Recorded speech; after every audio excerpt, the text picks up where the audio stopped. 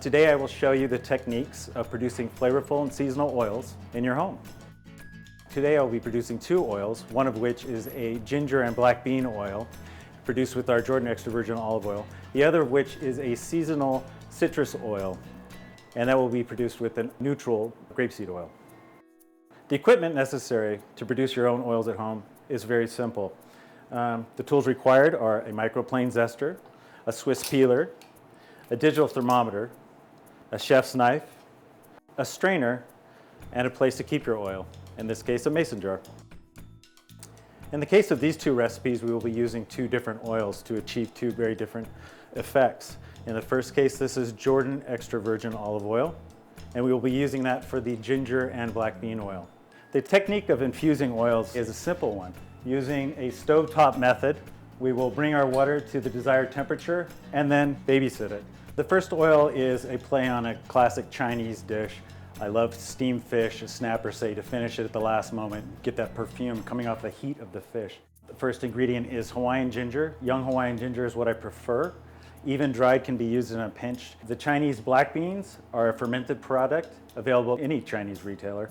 Salty, umami, that sixth sense, it's just amazing. And then your green scallions. We're going to bring freshness again. You're going to lose some of the color. You're not going to get that beautiful scallion oil, but you're going to get the flavor of China and really brightness on the plate.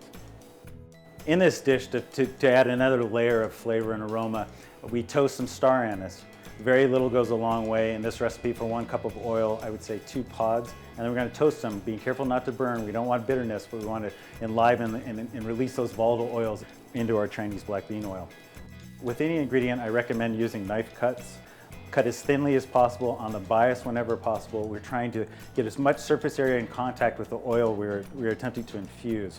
So black beans should be minced as finely as possible, ginger as thinly as possible and on the bias, and also the scallions, green and white parts, sliced as thinly as possible. There are specific recipes for each of these oils.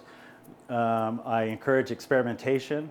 As a rule of thumb, before you begin to play, I would look at the weight of the oil, and your flavoring ingredients would be about 50% the weight of your final oil. So in this case, I'm dealing with 1 cup of oil, and the ingredients should weigh a total of half that weight. In this case, we're looking at about 90 grams of ingredients going into our ginger and black bean oil. So here are the ingredients for our Hawaiian ginger and black bean oil. This is Jordan extra virgin olive oil. To infuse our oil, we're going to force as much air as we can out of a Ziploc bag. Fairly sealed, very little air. And then here we have 2 degrees over our target temperature.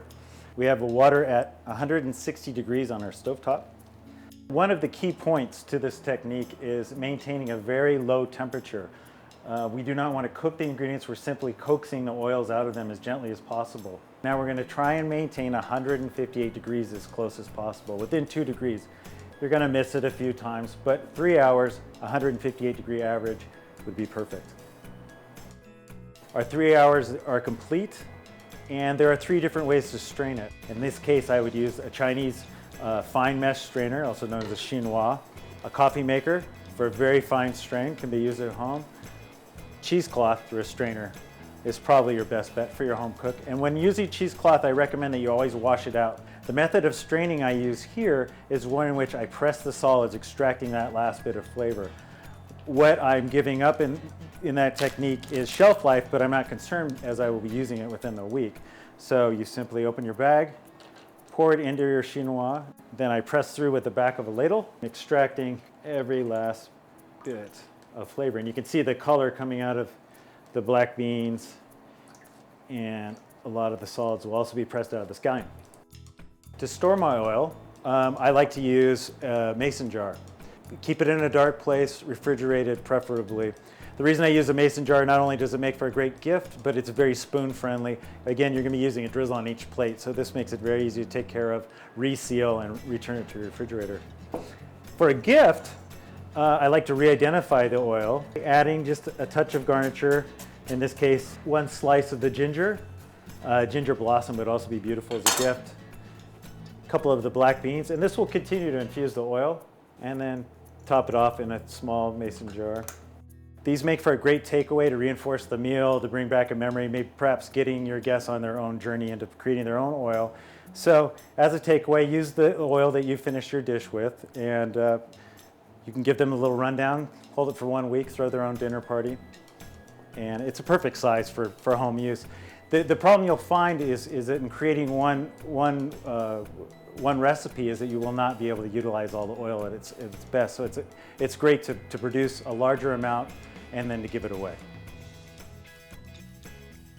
Another method of infusing oil is to use a neutral oil, and this is using subtle ingredients in different cuts and surface areas to produce a very subtle but bright oil in the late winter, early spring. So the ingredients for our citrus oil are Meyer lemon leaves cut in a chiffon very, very finely to increase the surface area. Lemon thyme, you can either pick the leaves, or if it's new thyme, you can use the stems as well. Bergamot, the citrus that imparts the flavor you know well in Earl Grey tea. Seville orange, we want to make sure that only the colored portion of the rind is used and not the pith. The pith only imparts bitterness. So when you want to slice very carefully, as little white as possible, and if you do miss any pith, run your knife back over the backside of it and pull that pith, as much pith out as possible. The lemongrass, found in Southeast Asian cuisine, and this I want to cut very thinly and on a bias to get, as much surface area as possible. Then the Meyer lemon, which we're going to zest with the microplaner. Check your back, all the volatile oils and all of the zest are here, and there's very little white remaining. Always a good starting point when you're experimenting is 50% the weight of the oil to your ingredients.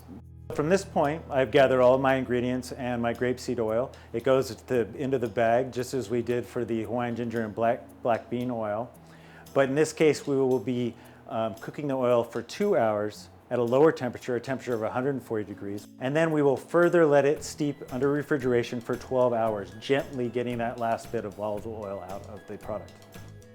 Now we've completed our 12 hours of refrigeration. We have everything we want. Now we want to see, what are we going to use it? What recipes are we going to use it in? If I'm going to be using it in a vinaigrette where the clarification of the oil is of little importance, if any, then I would press the solids down, pull all of those flavors out, and then emulsify into my vinaigrette. If I'm going to finish as a jewel on a plate and I want that clarification and that bright color, then I'm going to let it free run and not press it at all.